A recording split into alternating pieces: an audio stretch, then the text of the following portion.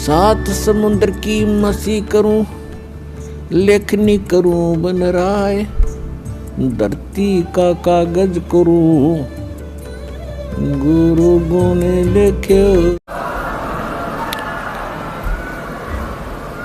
और कुछ अनजान कहते हैं जी मैं 4 बार आ लिया गण्या, कोई लाभ सा विशेष नहीं हुआ।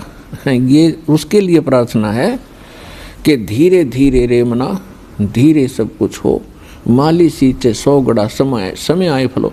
और दूसरा कारण ये होता है सतगुरु के दरबार में भाई कमी कहे की ना, अनसा मौज नहीं पावता है तेरी चूक चाकरी। इस सच्चे दरबार में किसी चीज की कमी नहीं है। यदि आपको कोई राहत परमात्मा से नहीं मिल पा रही है तो आपका कनेक्शन ठीक नहीं है। अपने आत्माओं जैसे एक मेन लाइन आई है बिजली के तारों की, और वहाँ से पूरी कॉलोनी को कनेक्शन मिला हुआ है, और किसी एक व्यक्ति का पंखा नहीं चल रहा या मोटर नहीं चल रही या कोई भी आइटम नहीं चल रहा, तो उसका कोई और कारण हो सकता है। या तो पंखा खराब हो सकता है या मोटर खराब हो सकती है, उसको चेक कराओ। और सारा ही व्यवस्था नहीं चल रही कोई भी, तो आपका कनेक्शन ठीक नहीं है। तो यहाँ एक बहुत बड़ी हम गलती करते हैं कि मर्यादा ना रख के भगवान का हम आशीर्वाद प्राप्त नहीं कर पाते, जिस कारण से आप जी का वो कनेक्शन कट जाता है। कहते परमात्मा कहते औखद खावे और पत्थर है, औखद खावे और पत्थर रखे और तब पावे मोक्ष। जैसे दवाई लेते हैं, औषधि लेते हैं, तो उसके साथ कुछ परहेज भी होते हैं। तो इस मार्ग में परहेज कंपलसरी है, परमात्मा के इस मार्ग में। और परहेज वही हैं जो हमने वैसे ना करने चाहिए। बीड़ी, शराब, मांस, तम्बाकू, अन्य देवताओं की पूजा, ये तो वैसे ना करनी चाहिए। बताओ और परहेज क्या है? तो इस करके ये तो अवश्य रखने ही पड़ेंगे यदि आपने भगवान से लाभ लेना है और मोक्ष प्राप्ति करनी है। तो कहने का भाव ये है कि नाम जिन्होंने ले लिया धीरे धीरे सब काम होंगे। थोड़ा समय दो दाता को, इतने उतावले ना हो। जैसे एक कहता है जी मैंने नाम लिया, मेरा सारे सुख हो गए, तो इसके। अब दूसरा कहता है जी मैं 4 बार आ चुका हूँ, अभी तक विशेष राहत मिली नहीं है। पुण्यात्माओं, ये परमात्मा का मार्ग है, इसके लिए आपने ये ध्यान रखनी पड़ेंगी जो बातें दास बता रहा है।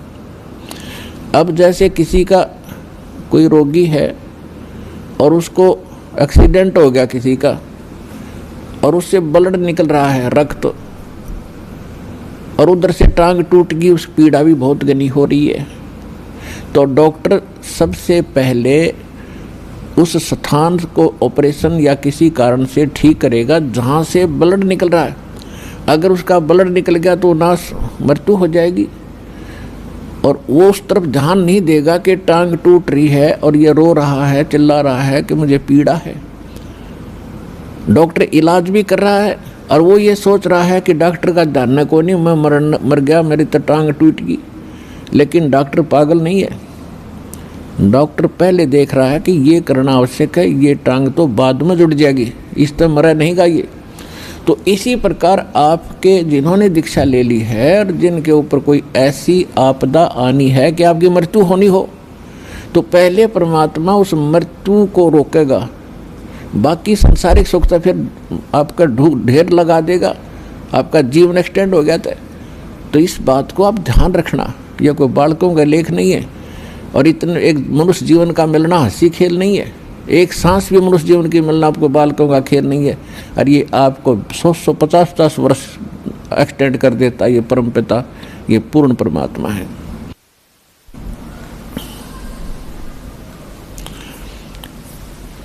तो पुण्यात्माओं, इन बातों पर ध्यान रखना जो दास आपको गाइडलाइन बता रहा है।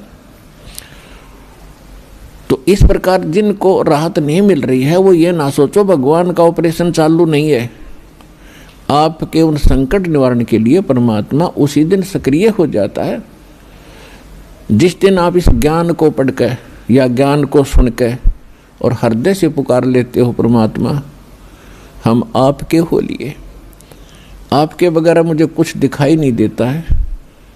और कब बुलाओगे, उसी दिन से परमात्मा आपको अपना मान लेता है, क्योंकि ये आत्मा का साथी है, आत्मा इसका अंश है, चाहे वो किसी धर्म में है, चाहे किसी मजहब में है, या किसी प्राणी के शरीर में है, कुत्ते गधे सूअर के शरीर में है। तो ये परमात्मा उसी दिन से आपको स्वीकार कर लेता है यदि आप हृदय से पुकारते हैं। और जिस समय नाम ले लेते हो फिर तो बातें खत्म हो जाती है कि आपके कोई सुनवाई ना हो या आपके संकट दूर ना हो। उसके लिए यही कारण हो जाता है कि परमात्मा पहले वो संकट टालेगा जो तेरी जान को जोखिम करेंगे। आपको जीवन एक्सटेंड करके फिर धीरे धीरे तेरे सारे आपके सभी कार्य, आवश्यक कार्य जो होंगे सारे ठीक करेंगे। देखो ये भक्ति मार्ग है। यदि